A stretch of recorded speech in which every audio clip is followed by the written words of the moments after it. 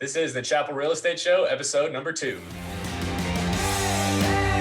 Welcome to the Chappell Real Estate Show, your source for the latest real estate information so you can buy, sell, and invest with the best in Texas. Whether you're a first-time buyer, a current homeowner, or a seasoned investor, you've come to the right place. We're here to simplify all things real estate so you can achieve your goals of property ownership with your hosts, Daniel and Roger Chappell.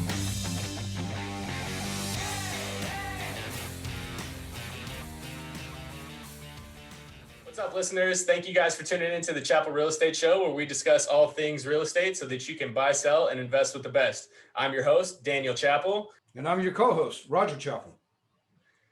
I hope we're all doing great today. We are super excited to bring today's information to you guys. So today's topic is going to be all about first-time home buyers. So, this is a topic that a lot of people are really interested in, obviously. I myself purchased my first home back in 2015 at the age of 22. And I remember what it felt like to be one of those people, stepping into a completely new experience, not sure who you can talk to, who you can ask questions to, what does it cost to get all this stuff done?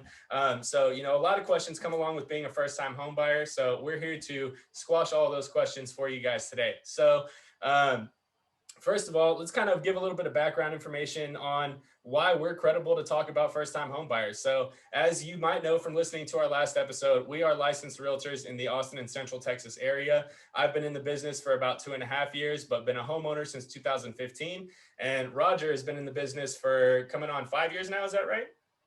Correct. Yeah. And he's been, investing in real estate and been a homeowner since the early 90s. So, we are really excited to bring today's content to you. So let me start by giving just a little bit of background about, how I purchased my home back in 2015. So, like I said, I was 22 years old, just a youngin' in the business. I was working for Chappell at the time, and I had just relocated out to the San Marcos area.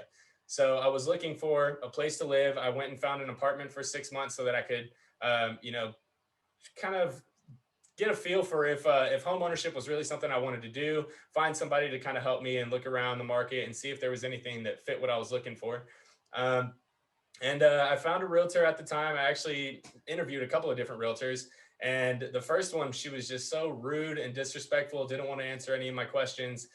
So I went on to the next one, and I was lucky enough to get somebody on the phone who was super, super helpful. And he was really excited to help me through this, first-time homebuyer journey. So I met with him, and he, immediately had an idea of where I should be looking, a new up-and-coming community in the South Austin area. So he took me out. We looked at a few properties, and I fell in love with one house in particular. And I remember when I first walked in the door, I just remember thinking, why did he bring me here? I mean, there was green carpet everywhere. The front door and the garage door were painted green. It was just kind of bizarre. But I walked in and I kind of looked past the ocean of green and saw, this house has some pretty good bones. I like this house. And so we started walking around, and I fell in love with the master bedroom. It had a little game room area upstairs. And I was just like, this is a really cool place. I could see myself living here. I could see myself having, a friend or two. Remember, at the time I was 22 years age. I could have a friend or two move in with me and rent out a room or two and make a little bit of money that way. So I was really excited about it. Went ahead and put an offer in on it. It was multiple offers. I went a little bit over list price, and thankfully I was able to get the house. And, moving forward, it was just an eye-opening experience for me. Over the course of the 5 years from 2015 to 2020, I realized this is something that more people should be doing. If you have a way to purchase a home, if you have, a friend or family member that can assist you financially, if you're in a good job already where, maybe you didn't go to college, or you got out of college and found yourself a great job at a young age, this is it's something that people need to do. It's a great way to build equity. It's a great way to build wealth. So that was kind of my experience. And I'll talk a little bit more about the house hacking that I did in that property and how I made it really profitable for me. But, that's enough about that. Dad, kind of give us a little bit about your experience as, working with first-time home buyers and purchasing properties on your own. Great segue. So your mom and I, of course, we were in our late 20s when we were living in Houston, and we decided it was time for us to stop paying rent and buy a house. And we'd wanted to buy a house since we got to the Houston area. The problem is that I was transitioning out of the Marine Corps. Your mom, of course, was getting a new job here as well. So we didn't have the employment history that we needed to be able to purchase a home right away. So we wound up renting. And of course, at the time we were renting, mom gets pregnant with you. And before we knew it, we outgrew the house that we were in. I mean, literally, there was just too many of us living in this little two-bedroom house. So we found a house. We got under contract on it. It was new construction. I can remember going out and the first time we bought, and the second time we bought, we did not use a realtor. We decided we could do this on our own. Only later on did I realize just how wrong I was in that. I went out and I used to go to this house as it was being built almost every night, taking a look at how it's being built. And, a lot of the first time buyers that I work with today, they do the exact same thing. As the house is being constructed, literally from the foundation all the way up, they're there almost every night, every other night, checking it out, seeing the lumber that goes in, seeing the quality, the craftsmanship behind the work and things like that. So I was doing the same thing. I remember we paid 89,000 for that house, and I was freaking out about how we were going to be able to afford it because at the time I really didn't think we could, but we did. Somehow it all fell together for us, and we were starting to build our own wealth. So I'll never forget that, and it's one of the things that I'll mention to my buyers all the time is that when you first buy a home, the very first time you buy a home, you will never forget that experience. Whether it's good, bad, or indifferent, you're never going to forget that experience. You're going to That's remember absolutely true. you're going to remember the good things about it. You're probably not going to remember as many of the hiccups that occurred because there's hiccups that occur in almost every deal. And literally 2 to 3 weeks after you close, all those hiccups are you've completely forgotten about. But when it's your first home, you'll remember those things. There are things that you'll remember, 20, 30 years from now. And you're like, man, I still remember how that felt. And I still remember today how it felt when your mom and I signed the paperwork and we actually owned our first home and we got the keys and all of that. That was a truly, truly exciting time for us. It is, buying that first house is an experience that, I mean, it's definitely a stressful one, as I'm sure, a lot of people have experienced themselves. We can, attest to that a million times over with the clients that we represent every day. But, it's a stressful process. But as, he alluded to this fact already, if you don't have a realtor, it just becomes that much more stressful. There's a lot of things that go on throughout the transaction that you may not take into account.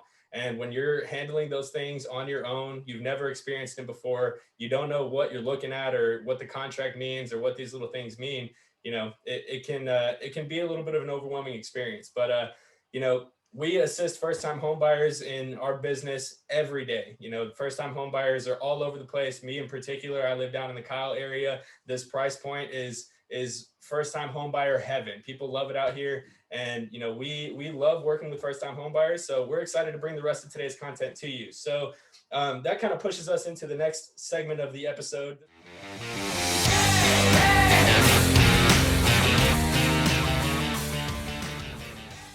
So this is going to be the Chappell Chunk.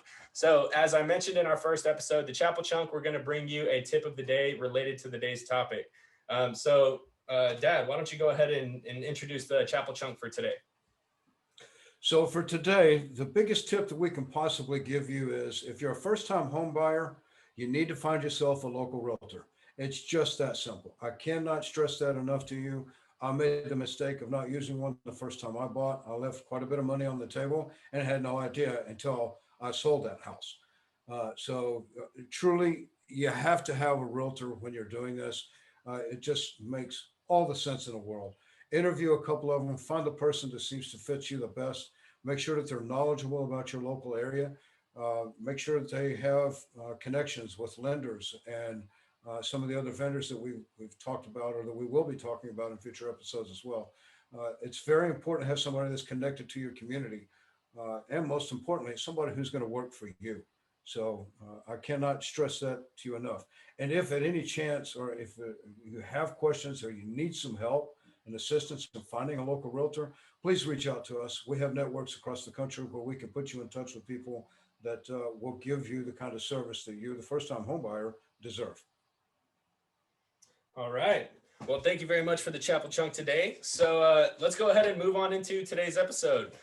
Again, today's topic is going to be first-time homebuyers. So before we get into all of the advantages of being a first-time homebuyer and all that good stuff, let's talk about for a second, what does it take to qualify as a first-time homebuyer? So my dad and I had a quick discussion about this a little while before the episode, but we were talking about what does it take to actually be considered a first-time homebuyer. So, it's a bit of a misnomer.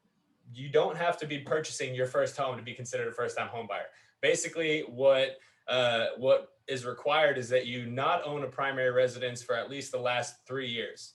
If you have not owned a primary residence for 3 years, then you're actually able to go ahead and qualify as a first-time homebuyer and qualify for some of these first-time homebuyer programs.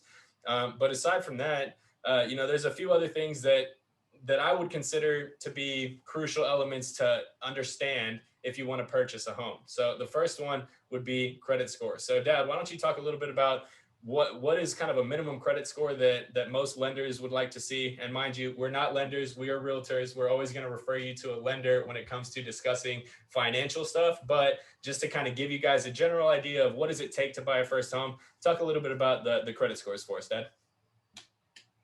Yeah, thanks for qualifying that. Yes, we are not the lender, so what I'm going to tell you is a generalization.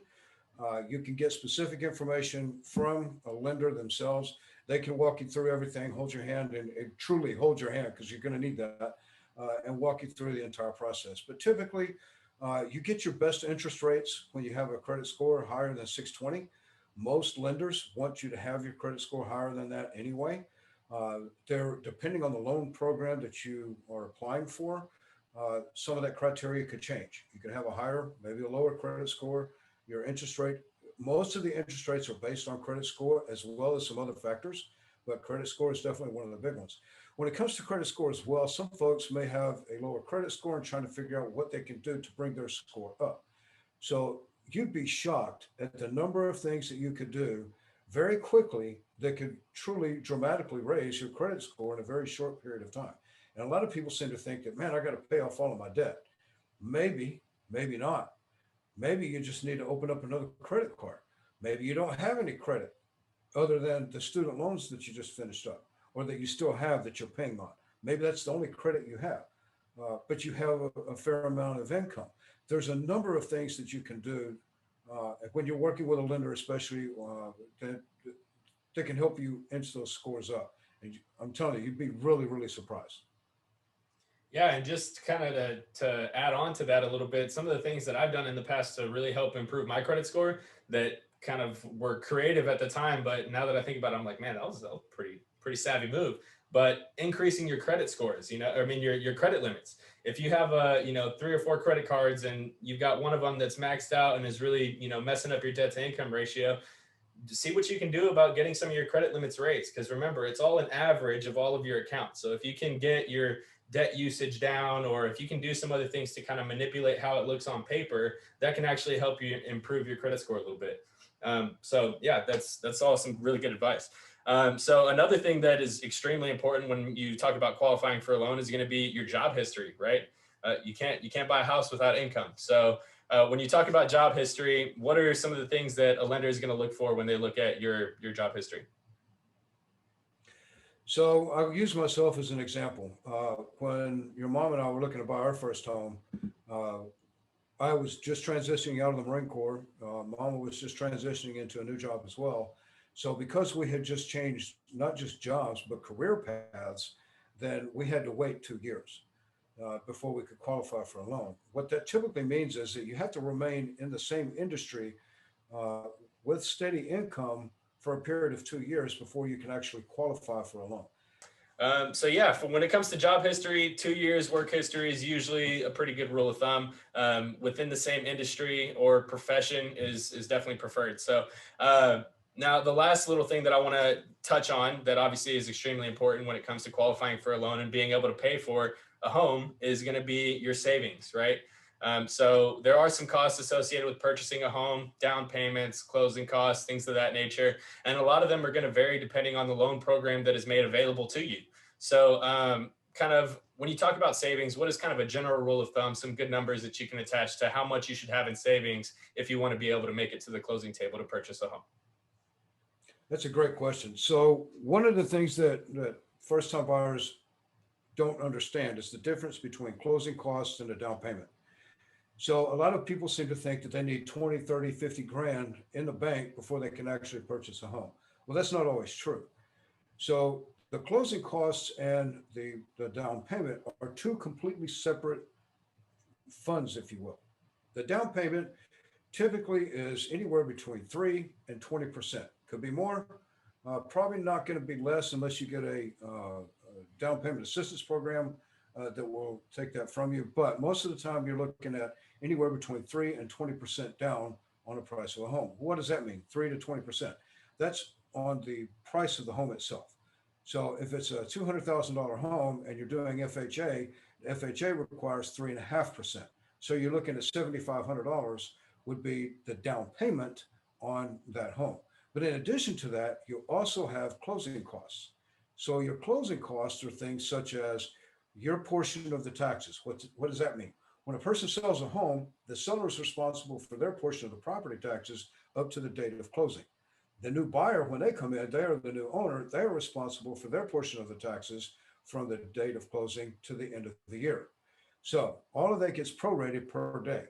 That also includes your homeowner's insurance. That includes HOA fees. Some of the other prepaids, I don't know, it escapes me at the moment, but there are a number of other prepaids that are considered closing costs. All of that should total up somewhere around 3% of the price of the house. So once again, you're talking about $6,000 on a $200,000 home. So all total in that scenario that I just gave you, you're looking at approximately $13,500 that one would need in order to qualify to purchase a home, a $200,000 home with FHA requirements. Now, that is just a generic, general thing to go by. So basically, if you've got between 4 and 7% of whatever price of the home is that you're looking to purchase in the bank, then obviously you can move forward and purchase a home. If you don't have that, that doesn't mean you can't buy a home, but you may be able to qualify for down payment assistance programs that are available through various lenders. So not all lenders offer these programs either. So it's a matter of trying to find the right lender that has the right program to fit that particular buyer's needs. Did that answer the question? Yeah, definitely. And actually, that is a perfect segue into the next section. So, the next thing I want to talk about is what are some of the advantages that you get to being a first-time home buyer? You just mentioned one of them. It's going to be some of the loan programs that are made available to you. What are some of the other advantages to being a first-time home buyer? Well, one of them, of course, I keep going back to these down payment assistance programs. I sold a house recently in the city of San Antonio, and because this particular home was in the city of San Antonio had a down payment assistance program for that buyer that literally took care of all of the down payment that the buyer needed. In addition, she also qualified for, I was able to negotiate through the contract itself, her closing costs. So she wound up actually purchasing a home and not having to pay anything to get into that home. All of that money that she had saved up allowed her to actually do some repairs on the home before she actually moved in there. So with that particular buyer, it came out quite well for her. So again, down payment assistance programs are the way to go if you can do it. If you're a veteran, you have the Veterans Administration has programs for you. Actually, these programs, these government-backed programs are literally that. They're government-backed. That doesn't mean necessarily that one automatically qualifies for it. And it doesn't mean that you apply for the loan through the VA. No, you apply for the loan through a lender who works with the VA. The VA backs that loan up. So in the past, there was a cap on how much a veteran could borrow in order to purchase a home. Well, that cap has now been removed. So now veterans can purchase with nothing down homes upward of whatever dollar amount it is that they're looking for. It surely depends on the home that they're looking for. I mean, I sold one last year for $780,000, which in a county where used to be 420 was our max on the Veterans Administration. No longer is that the case. FHA has a max depending on the county that you live in. Those numbers are released. I don't remember when they're released. I think it's once a year. Is when those numbers get released, and what they are, I don't really know. That's more of a lender question. So that would be something I would defer to a lender. On conventional loans, the lowest percentage down I have seen is 3%. Those go as high as 20%. So I'm sorry, as high as, yeah, 20% down. So it literally just depends on the type of loan that one qualifies for. Wishing you a safe and prosperous 2021 from our team at Chappell Realty Group.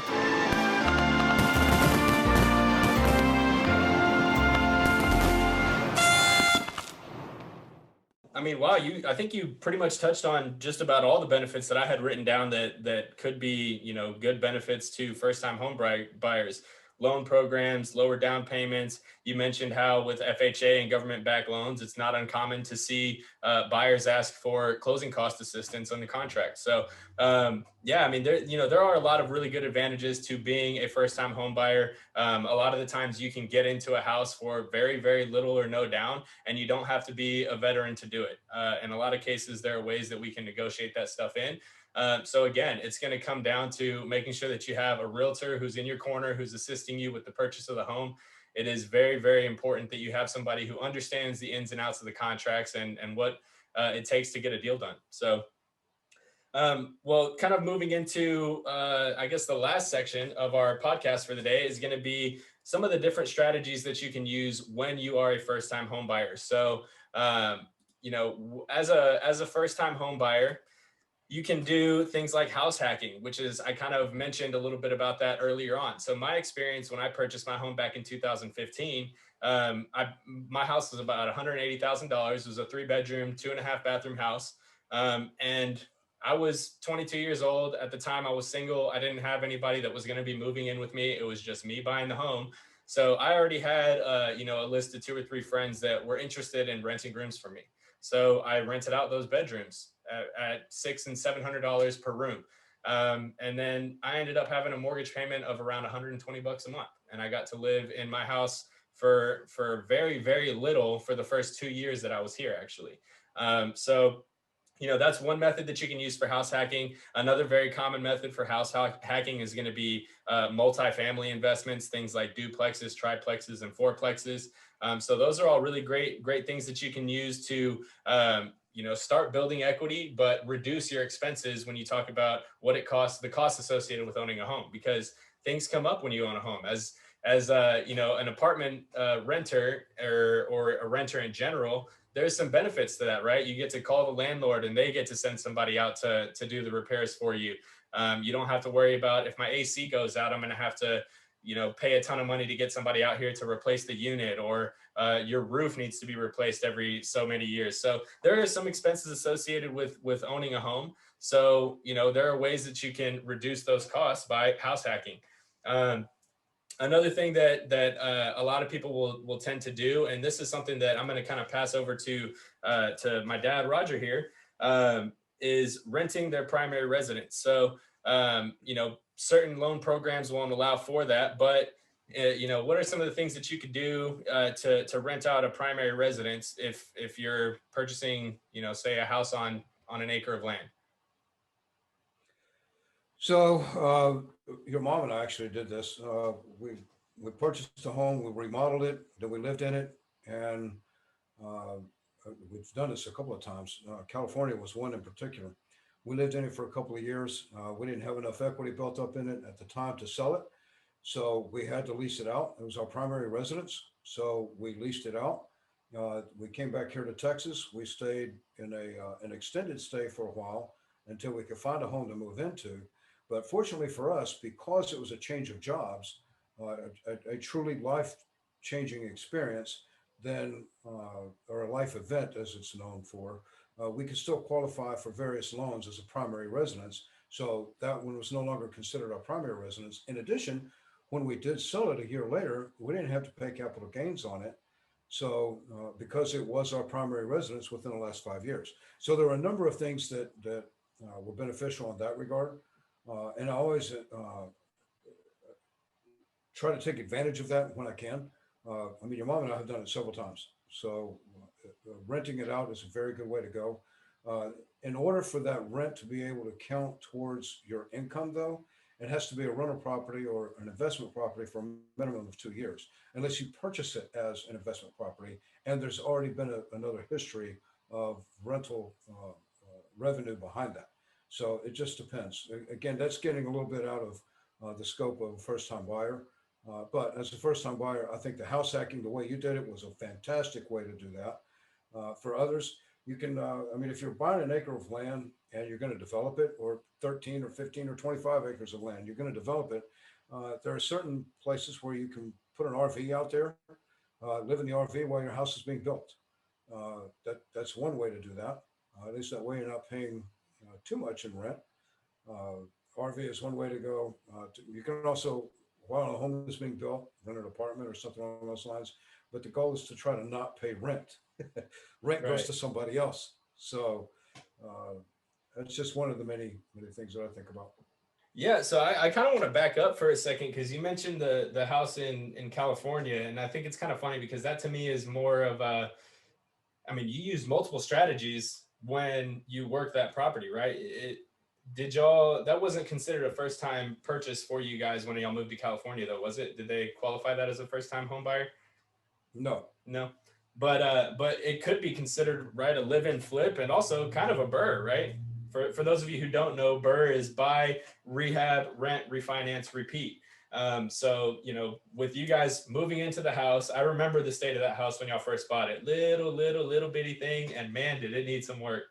And man, I remember y'all spent a lot of time and money getting that thing real tip top, and then so that right there is kind of a live and flip, right? You were living in it while y'all were renovating it and bringing it up to par. You moved out of it, you rented it out, so that's where kind of the BUR method comes in a little bit. You rented it out because you couldn't at the time justify selling it, and then you went and flipped it and sold it and made a good profit off of it, as I understand. Is that right? That's correct. Yeah. So I mean, there are a lot of different ways that you can start to build equity and build wealth in the real estate business. Kind of the bonus tip that we're going to give you guys today, and that I always tell people that are first time home buyers or that are hesitant about buying a house, is you don't have to live in your first home so that you can start building wealth in real estate. As we mentioned, there are a lot of programs out there, loan programs that require that you use the house as your primary residence in order to hold that type of loan. But, when you talk about people who live in the Austin area like us, houses aren't super cheap here. For a first time home buyer may not be able to get a loan for $250,000, which is a pretty average home price out here. So maybe, you can't afford to buy a house here, but if you go look in Montgomery, Texas, where there's, 1 and 2 bedroom little condos that you can buy for $50,000 to $100,000, yeah, you might not be able to get the low first-time homebuyer down payment assistance programs, but 5-10% of $100,000 is a lot less than 7% of $250,000, $300,000. So again, that bonus tip: you do not have to live in your first house to start building equity. I think that kind of wraps up today's show. Dad, is there anything that you kind of want to add on to the information that we've given to our listeners today? Well, I mean, I always want to throw a plug out there to the buyer's agents, and I cannot stress this enough. I think the Chappell Chunk, I did it very well, but you really do need to get yourself a realtor. And if you're anticipating possibly purchasing in the next year or so, go ahead and get your realtor now. Talk with them, learn what the process is about. Sit down with a lender. Those are your 2 primary sources that you're going to need when you start your home search. After that, it depends on the home that you get to as to which vendor you may have to go to or not. And you really need a professional on your side that's going to walk you through the process, explain everything to you. And again, if any of our listeners ever have any questions about any of this, by all means, please reach out to us through the Chappell Realty Group at every, whether it's social media, internet, whatever, Chappell Realty Group. We'll be able to answer the questions or get them in touch with somebody local through our referral networks. Awesome. All right. Well, so that pretty much wraps up today's episode. We're going to go ahead and move into, so last week you guys got to know my dad a little bit. He answered a few questions for us. Now this week you're going to get to hear the opposite. So my dad is going to ask me the same 5 questions, just to kind of give you guys an opportunity to get to know me. So Dad, let me go ahead and hand it over to you.